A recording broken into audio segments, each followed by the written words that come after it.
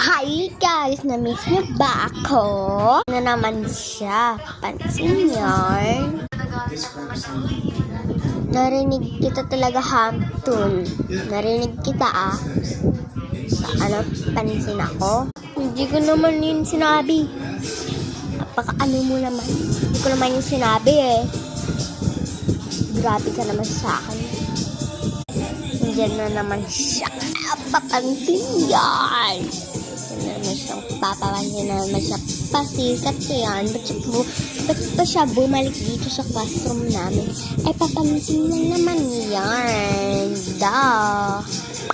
Kaya ate, na-miss kitang papansin. Ay.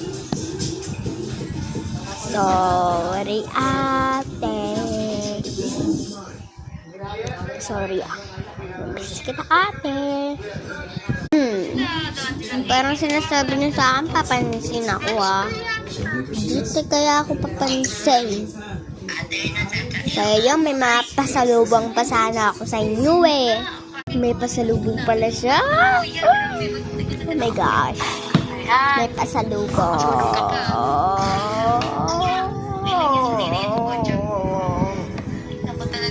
Pasalubong. Gusto ko yan. Ano yung pasalubong sa akin? Apple. Pasalubong mo sa akin. Sorry nasabihan kitang papansin. Papansin na ba talaga siya? Oo nga, papansin na. Pero bulong lang. Hey ate, ano kayong pasalubong sa akin ni ate? Oh my gosh. Green cookie ng kapatid ko. So, ito sa'yo, Yung ko sa'yo, gift ko sa'yo, dog na teddy bear, ito, Ay, tapos ka na. Dali mo muna doon. Gusto mo ba yung gift ko sa'yo? Ito naman sa'yo, Hamtun. Dahil pinsan lang kita, medyo hindi maganda to. Or kaya, para sa'yo maganda to. Meow!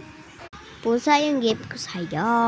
Diba, gusto mo, nagpapabili ka noon ng pusa kay mama mo. Pero ayaw ka niyang bilhan. Ako nang bumili. Thank you talaga. Sobrang thank you. Asan yung sa akin? Apple? Sa'yo, up. Ayan potato. Ito naman sa'yo, Meron kang fast car. Sarap na ito laruin, diba? Laruin ng fast car. Thank you! Oh my gosh! Like for part 2.